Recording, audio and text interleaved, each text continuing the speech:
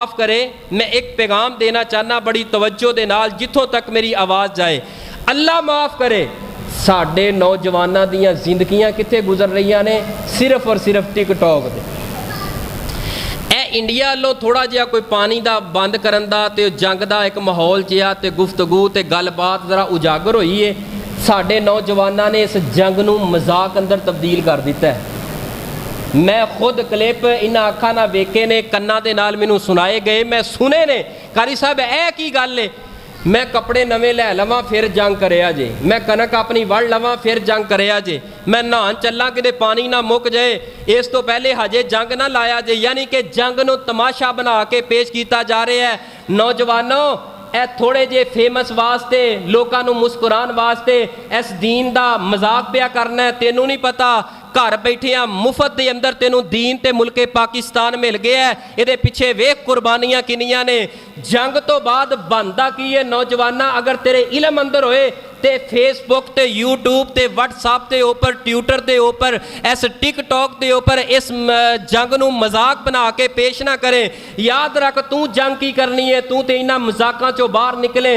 इस मोबाइल की लानत तेरे गल अंदर ऐसी पै गई है, तू ना फजर ना जोर ना असर ना मगरब ना दीन ना इस्लाम, और तू जंग करनी है। जंग दियां भदगियां ला रहे हैं कि मैं जंग वास्ते तैयार हाँ। ए मजाक ना, इस मसले नूं सीरीयस मसला लो। सीरीयस मसला लैके मैं उन्हां नौजवानों के कोलों अल्लाह का वास्ता दे के पुछना है जेड़े जिन्हां मावां दे लाल बार्डरां दे उपर 15-20 दिन हो गए ने, दिन रात ना सौ रहे ने, लगे हुए ने, टैंक लैके असला लैके खड़े हुए ने। उन्हां मावां दे कोलों पुछो उन्हां दे दिल अंदर की गुजर रही है।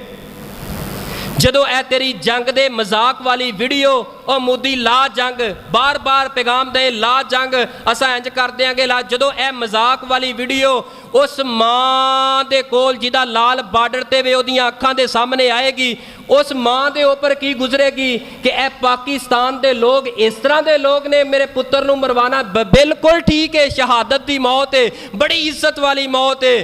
प्यारेओ तुसां अगर पढ़िया होए ना कि जंग दे अंदर, जंग तो बाद जिहड़े हालात ते जिहड़े लाशे चुकने पैंदे ने, वो पुछो उन्हां भरावां दे कोलों, वो पुछो उस बाप दे कोलों, वो पुछो उस मां दे कोलों जिस मां ने अपना जवान गबरू जंग तो बाद अपनियां हत्थां ते चुकिया है।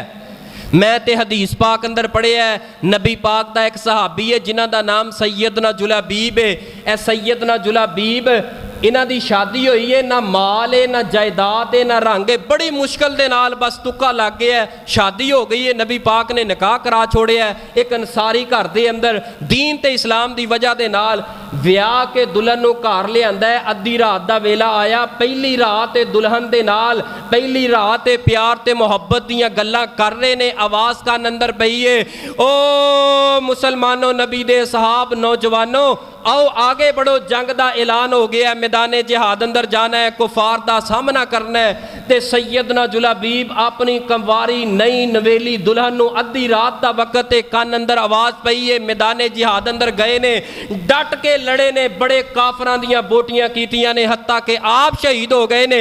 जंग तो बाद जिहड़ा मंजर बने है, सहाबा इकराम दियां लाशां कट्ठियां कीतियां जा रही ने, किसी की लत्त ऐस नुकरों मिल रही है, सर उस नुकरों मिल रहा है। मेरे पैगंबर बड़े गमगीन ते बड़े परेशान है। मेरे पैगंबर दियां नज़रां सैयदना जुलाबीब ते पईयां ने।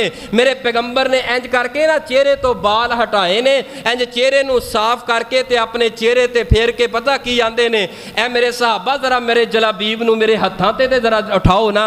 इंज नबी पाक ने अपने जुलाबीब नूं हत्थां ते उठा के ते अखां अंदर आंसू आ रहे ने, ते मेरे पैगंबर फरमा रहे ने, वाह जुलाबीब, वाह जुलाबीब, अपनी पहली रात दी दुल्हन, नवी नवेली दुल्हन नूं छड्ड के मैदाने जिहाद अंदर आके शहीद हो गए हैं।